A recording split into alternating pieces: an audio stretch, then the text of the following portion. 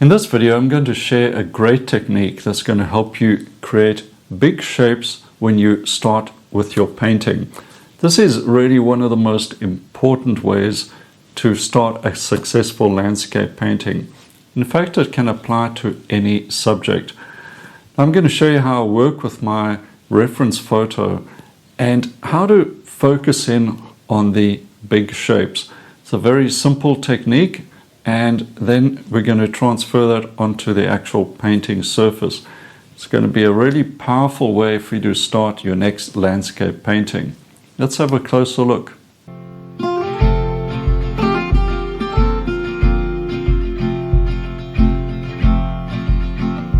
Okay, many of you have asked for more tips that are going to help an absolute beginner with their painting.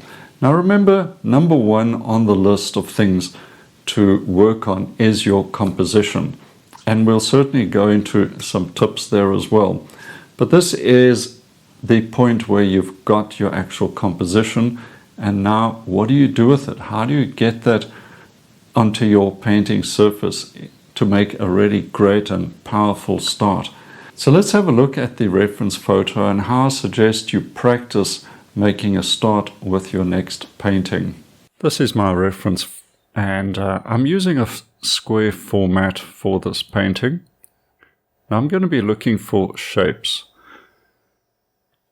and to help with that I suggest you get something like a pastel or some clear marker that you can go along these shapes. So I'm starting with the shadow pattern, and I'm also joining the shapes. So the darks of the trees, the shadow of the road, they're very similar in value, so they're going to be joined up where possible. Just looking for the shadow side of these trees and bushes, mark them off as a separate shape. It may be useful to just squint down a little, so close your eyes sort of halfway to get rid of the details, and now you will see the shapes much more clearly. Now you don't have to include details. As I've said, you're going to squint just to see the shapes, and you can add things like utility poles later on in your actual painting. For this stage, we want big shapes of light and shadow, and also you'll figure out what are going to be the middle value shapes as well. So let's have a look and see how many we've got. There's one shape there. I'm going to make the road shadow a second one, and moving through you'll find that you won't exceed, let's say, 12 to 14 shapes. It shouldn't really be more than 14 shapes in your landscape. Ideally, you're looking for around about 10 maybe.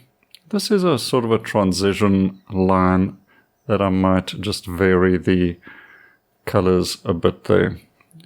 So 11 shapes with the roof. And now we're going to put these shapes onto the painting surface.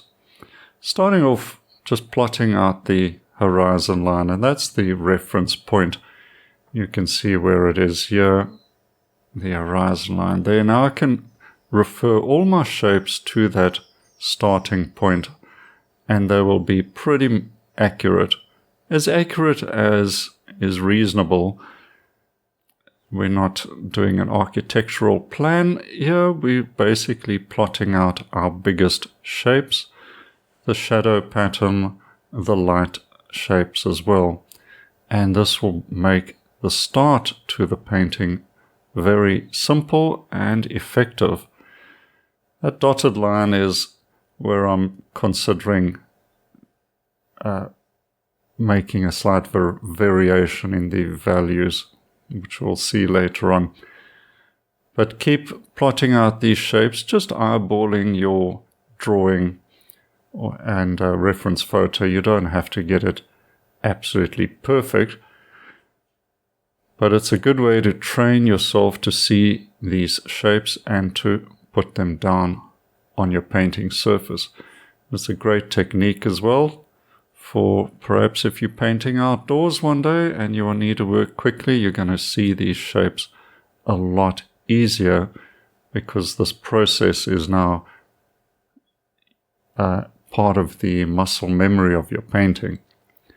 So let's start with the biggest dark shapes using some cerulean and ultramarine, and I'll put a little bit of yellow in there as well to get a darkish blue-green shape. You can start subtle color changes, but the main thing is just to get the values, all right, your darks and your lights. And it's that big pattern, that big roadmap that's going to make the rest of the painting a lot simpler. So keep going, just putting down these dark greens. I'm leaving out the dappled light. That's going to come later in the painting. I don't need it now. Just creating a simple dark shape because this is all pretty much in shadow in the reference. Another strong dark over here. I'm using ultramarine and a bit of deep yellow for that.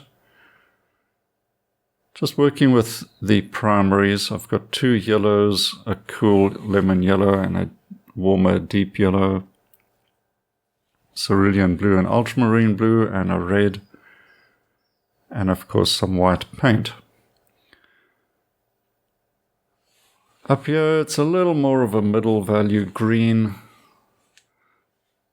some lights and shadows there, so keeping it however very simplified at this stage, just picking a value that's as close as possible.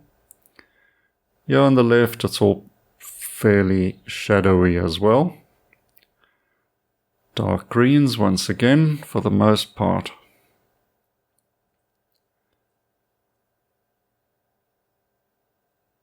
And as you can tell, the shapes are fairly flat as well. Thin paint. We work from thin to thick with acrylics and oils. So starting off with this thin pattern. As you can see, I have made this shape over here darker. It does read a full stop darker on the value scale, so we'll do that now.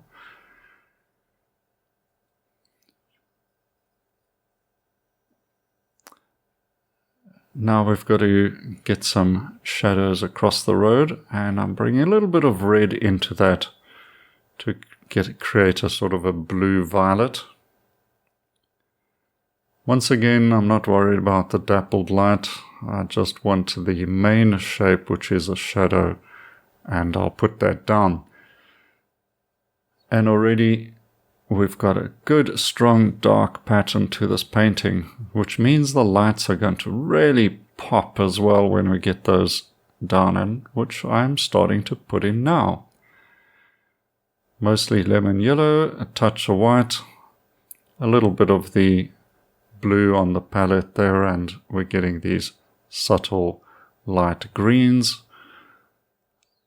A slight shift over here, a little darker, but still a light.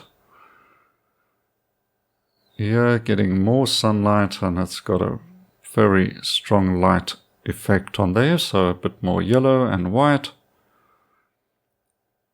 We've got some variety over here, so I'm going to soften those edges with a bit of yellow. Okay, then we've got the light on the road, yellow, a touch of red and white to get us a warm neutral color.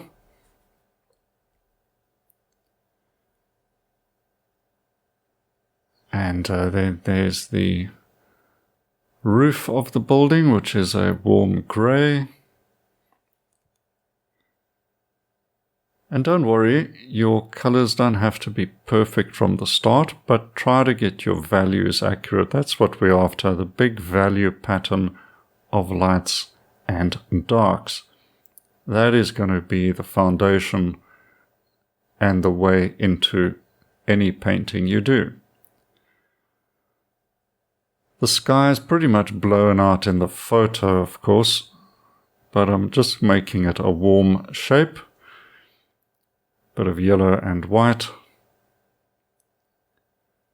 And with some utility poles later on, the sky will pretty much take care of itself. The shadow side of the building is a coolish blue-violet, or towards the grey blue-violet range of colors. Once again, going for value patterns.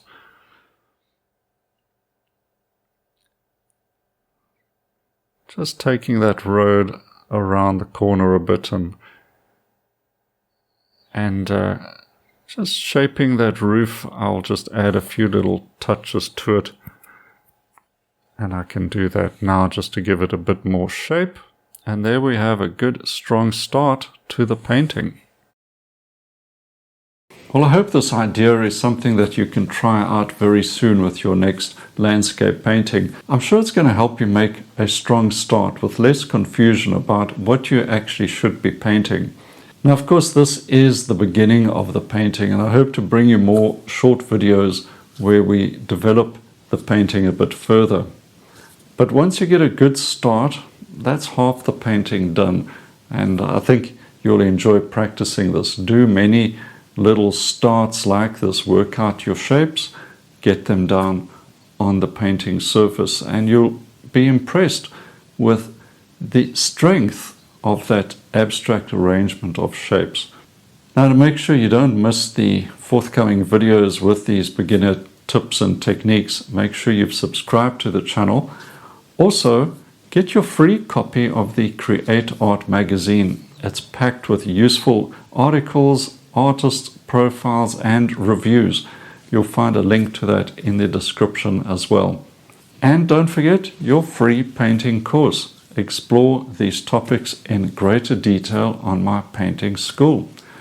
Well, I think this is going to be a good year for your landscape painting.